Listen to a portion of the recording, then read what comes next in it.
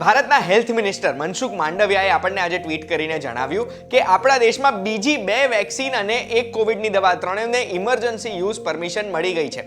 તો જે સવાલ તમને થયો છે, મને પણ એ જ સવાલ થયો કે જે 2 વેક્સિન છે એ કઈ ટાઈપની વેક્સિન છે, કેટલા ડોઝ હશે, એનો ભાવ શું હશે, કઈ કંપનીએ બનાવશે, કઈ કંપનીએ શોધશે, WHO કઈ વેક્સિનને અપ્રુવલ આપેલું છે અને બીજા ઘણા બધા પ્રશ્નો. આ બધા જ પ્રશ્નોનો જવાબ તમને ટૂંક જ સમયમાં બંને વેક્સિનનો જો જોઈતો હોય ને તો ધ્યાનથી સાંભળજો. હું તમને એક વાત કહું, વીટીવી ગુજરાતી ન્યૂઝની દરેક અપડેટ સૌથી પહેલા જોવા માટે ફેસબુક પેજ ઉપર મેન્યુ દબાઈને મેનેજ ફોલો સેટિંગ્સ અને ન્યૂઝ ફીડમાં ડિફોલ્ટની જગ્યાએ ફેવરેટ્સ કરી દો. યુટ્યુબમાં બેલ આઇકન દબાવી દો અને રહો એકદમ અપડેટેડ. એક વાત કહું, આપનું સ્વાગત છે. મારું નામ છે ગુંજ ઠક્કર. CDSCO ની subject expert committee four vaccine જે છે એમણે 28મી ડિસેમ્બર 2021ના દિવસે ટોટલ 3 વસ્તુને મંજૂરી આપી ઇમરજન્સી યુઝ માટે. પહેલી 2 છે વેક્સિન કોર્બીવેક્સ અને કોવોવેક્સ અને ત્રીજી છે દવા મોલ્નુપિરાવિર જે કોવિડના પેશન્ટ સિવિયર કેસમાં આપવામાં આવશે. મોલ્નુપિરાવિરની પૂરેપૂરી માહિતી આવતીકાલે તમને એક વાત કહું મળશે, પણ આજે હું તમને બંને વેક્સિનની પૂરેપૂરી માહિતી આપવાનો છું. સૌથી પહેલા વાત કરીએ કોર્બીવેક્સની.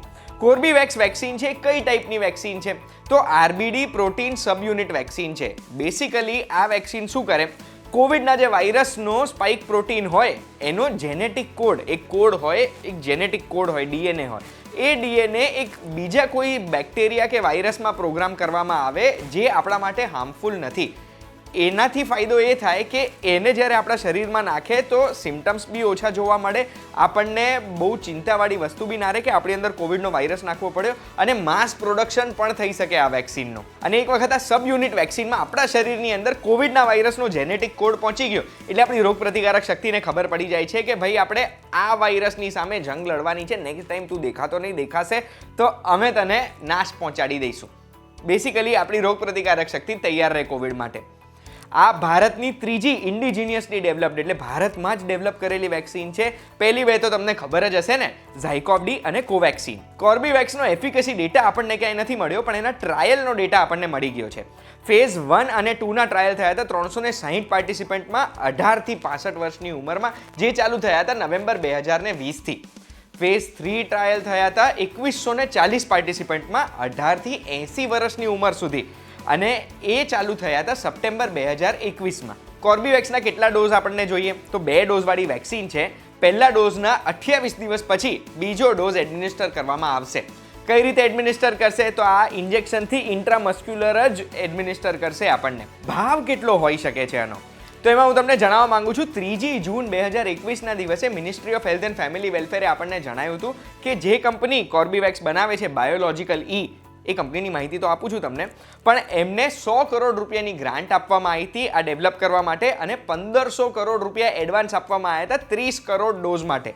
એનો મતલબ ભારત સરકારે ઓલરેડી પર ડોઝ 50 રૂપિયા ચૂકવેલા છે. આમાં હજુ બીજું કેટલું પેન્ડિંગ પેમેન્ટ છે એની માહિતી આપણને મળી નથી, પણ 30 કરોડ ડોઝનું એડવાન્સ બુકિંગ તો થઈ ગયું છે. બજારમાં ઘણા બધા એક્સપર્ટ્સ એવું અનુમાન લગાડે છે કે 250 રૂપિયાનો એક ડોઝ આનો હશે, અને જો 250 રૂપિયાવાળી વાત સાચી છે તો આ દુનિયાની સસ્તામાં સસ્તી વેક્સિન બની શકે છે. બંને ડોઝના કદાચ 400 રૂપિયા પણ હોઈ શકે છે. આ વેક્સિનની શોધ અને મેન્યુફેક્ચરિંગ કરશે બાયોલોજિકલ ઈ, જે હૈદરાબાદ બેઝડ કંપની છે. બાયોલોજિકલ ઈની હિસ્ટ્રી તમને કહું તો ખાસા બધા 50 વર્ષથી વધુ સમયથી ભારતમાં કામ કરે છે. ભારતની પહેલી કંપની હતી જે વેક્સિનનું મેન્યુફેક્ચરિંગ કરતી હતી, પ્રાઇવેટ કંપની, અને વર્લ્ડ હેલ્થ ઓર્ગેનાઇઝેશનની 7 પ્રી અપ્રુવડ વેક્સિન બનાવે છે બાયોલોજિકલ ઈ. દુનિયાની સૌથી મોટી ટેટનસ વેક્સિનનું સપ્લાયર છે અને મેન્યુફેક્ચરર છે, અને સ્નેક એન્ટીવેનમની જે વેક્સિન આવે છે એનો પણ ભારતનો એક લીડિંગ સપ્લાયર છે. હવે વાત કરીએ બીજી વેક્સિન જે કોવોવેક્સ કોવિડ વેક્સિન છે એની. કોવોવેક્સ ઓલરેડી 17મી ડિસેમ્બર 2021ના દિવસે વર્લ્ડ હેલ્થ ઓર્ગેનાઇઝેશને અપ્રૂવ કરી દીધી હતી.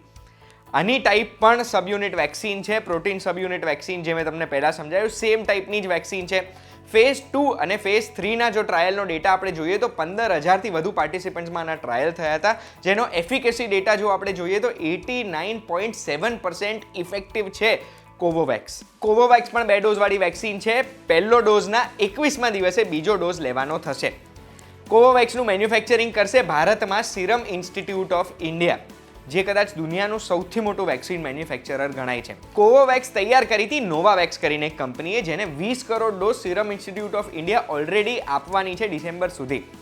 નોવાવેક્સ કંપની છે એ ઘણી બધી વેક્સિનો બનાવે છે. ઇબોલાની પણ વેક્સિન એમણે બનાવી હતી, ઇન્ફ્લુએન્ઝાની પણ બનાવી હતી, અને હાઈલી ઇન્ફેક્શિયસ ડિસીઝીસ હોય ને એની વેક્સિન તૈયાર કરવામાં આ કંપની બહુ આગળ પડતી છે દુનિયામાં.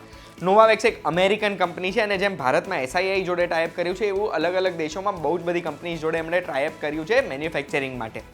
આ વેક્સિન ડેવલપ કર્યું હતું મેઇનલી એક જ હેતુ સાથે કે અત્યારે દુનિયામાં જો અગર હું તમને વેક્સિનેશનનો ચાર્ટ બતાડું ને તો લો ઇન્કમ કન્ટ્રી જે મેઇનલી બધી આફ્રિકન કન્ટ્રીઝ છે એમાં વેક્સિનેશનનો પર્સન્ટેજ બહુ જ ઓછો છે, જે આપણા દેશમાં 60%થી વધુ લોકોને ફૂલ્લી વેક્સિનેટેડ થઈ ગયા છે. અને એટલે જ આપણે જો અગર ડેટા જોઈએ ને તો લો ઇન્કમ કન્ટ્રીઝમાં 8.3% જ લોકોને વેક્સિન મળી છે. તો વર્લ્ડ હેલ્થ ઓર્ગેનાઇઝેશનનો ટાર્ગેટ છે કે લો ઇન્કમ કન્ટ્રીઝમાં 40% લોકો સુધી વેક્સિનેટ થઈ જાય, અને એના માટે આ વેક્સિનને અપ્રુવલ આપવામાં આવ્યું છે. ભારતની વાત કરીએ તો ભારતમાં અત્યારે ટોટલ 8 વેક્સિનને ઇમરજન્સી યુઝ અપ્રુવલ આપેલું છે. આશા રાખું છું આજના એપિસોડમાં તમને જે બંને નવી વેક્સિન છે એની માહિતી મેં આપી એ ગમી હશે. આવી જ માહિતી માટે એક વાત કહું, જોતા રહો, અને આ માહિતી કોઈને જોઈતી હોય તો આ વિડીયો જરૂરથી શેર કરી દેજો. આપણે ફરી મળીશું.